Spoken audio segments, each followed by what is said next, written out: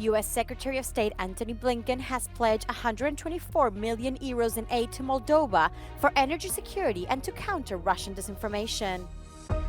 Spain's parliament has given final approval to a controversial amnesty law for hundreds of Catalan separatists. Is unlocking the EU anti-discrimination directive a priority ahead of the European elections?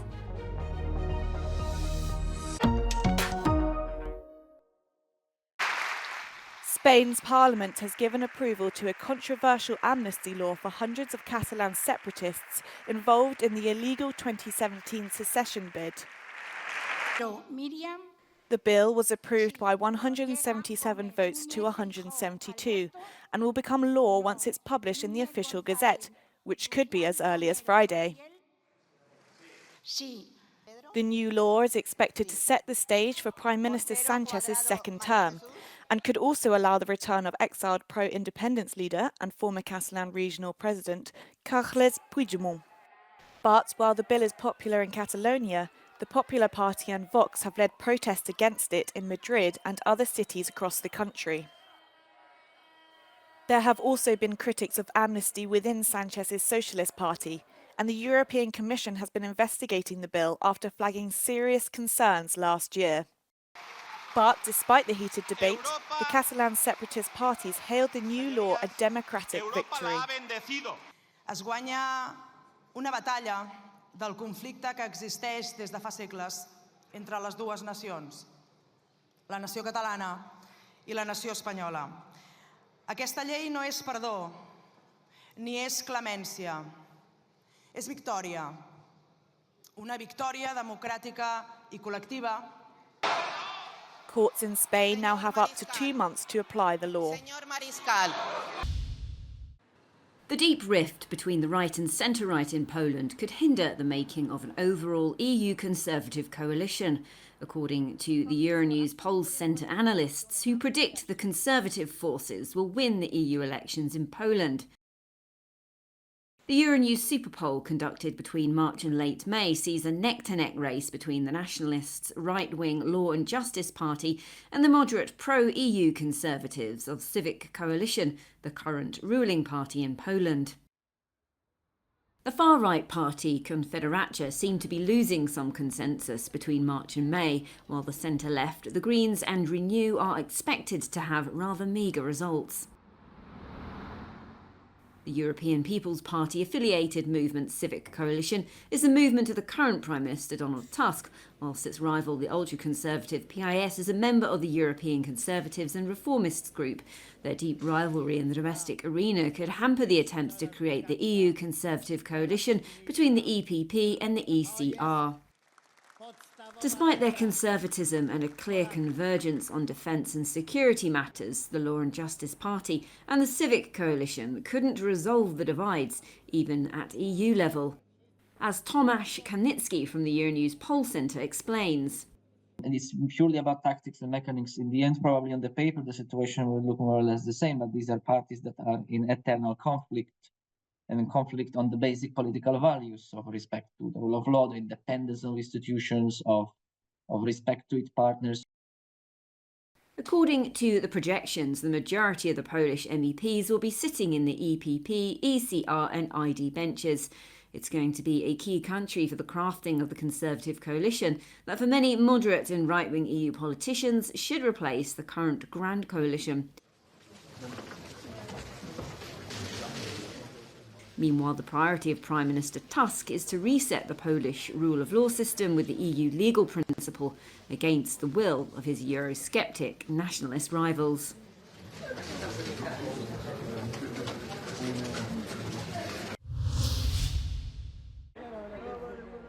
The European Union is set to implement a new pact on migration and asylum applications. However, experts have raised the alarm it could lead to an increase in hate speech and discrimination.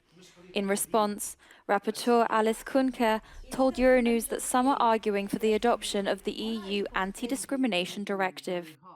We know for a fact that black people within the EU, but also LGBTQI persons and persons with a Roma background are some of them that faces discrimination in their everyday life. And the tragic is that this is not a downgoing trend, it's a rising trend. I am afraid that the migration pact and several parts of it will not help us in fighting racism and discrimination, rather the opposite. The European Commission first attempted to create a comprehensive law on fighting all kinds of discrimination in 2008. The Parliament adopted several resolutions, holding a plenary debate on the topic in October 2019 and approved their last position in November 2022. Different political parties in the European Union express varying views on the legislation. Only the Socialists and the Left clearly promised to push for the directive's adoption. Other three moderate groups make references to the need for fighting against all forms of discrimination, racism, and exclusion. The European Network Against Racism has elaborated on a pledge of commitments to combat the problem and asked candidates to sign it. It also called for the EU Anti-Racism Action Plan to be prolonged beyond 2025 and to revise part of the directive that is currently blocked. So we believe also it's maybe an opportunity to assess the text and adopt a renewed framework, non-discrimination legal framework that can cover all forms of discrimination, because there are gaps in the current text of the Equality Treatment Directive. There have things that have been left unaddressed: the racialization of migration policies, the exploitative economic system, the anti-Muslim narrative. The EU Council, which brings together Europe's 27 member states, has blocked the directive, with some governments arguing that it violates national competence and others claiming it would be too costly to implement. But the rapporteur claims that the current political landscape means it is urgently needed.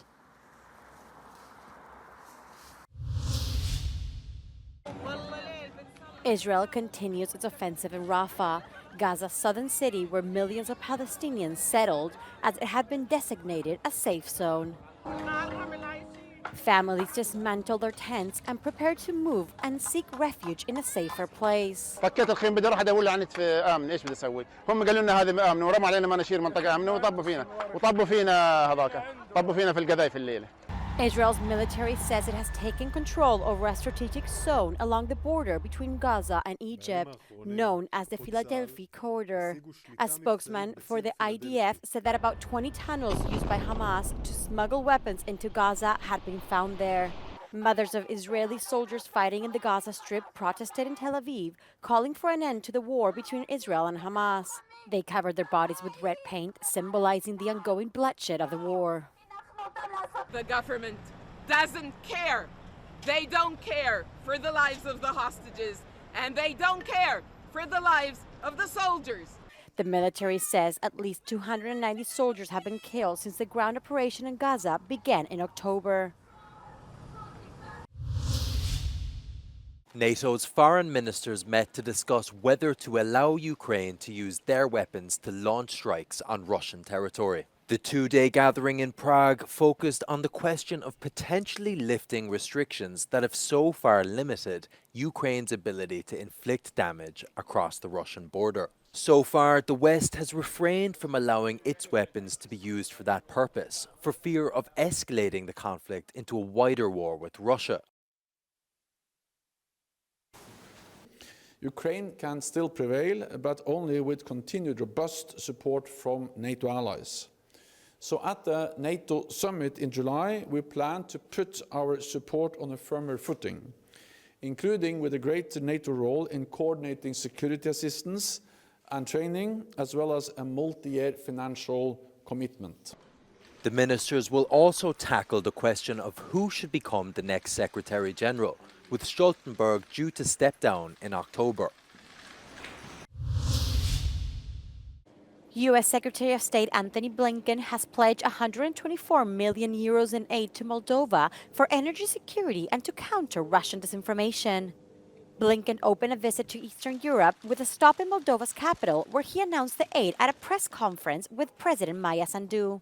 I'm happy to announce that we will also be dedicating $85 million, part of the $300 million USAID effort to support energy infrastructure, to help you enhance things like battery storage, as well as the high voltage transmission lines that we've already dedicated some funds to.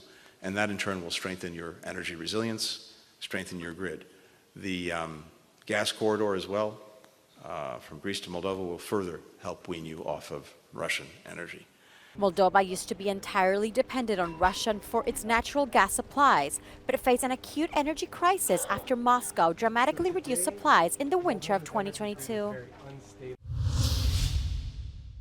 A volcanic eruption in Iceland on Wednesday spewed lava over 160 feet into the air. The crater is located in southwestern Iceland, where authorities evacuated the seaside town of Grindavik, including the country's biggest tourist attraction, the Blue Lagoon geothermal spa.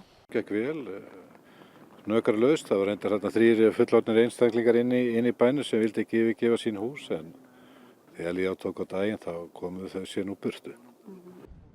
The area is part of the Svartsengi volcanic system that was dormant for nearly 800 years before reawakening. This marks the 5th and most powerful eruption in the region since December. The February 8 eruption engulfed a pipeline, cutting off heat and hot water to thousands of people. Iceland, which sits above a volcanic hotspot in the North Atlantic, sees regular eruptions every year.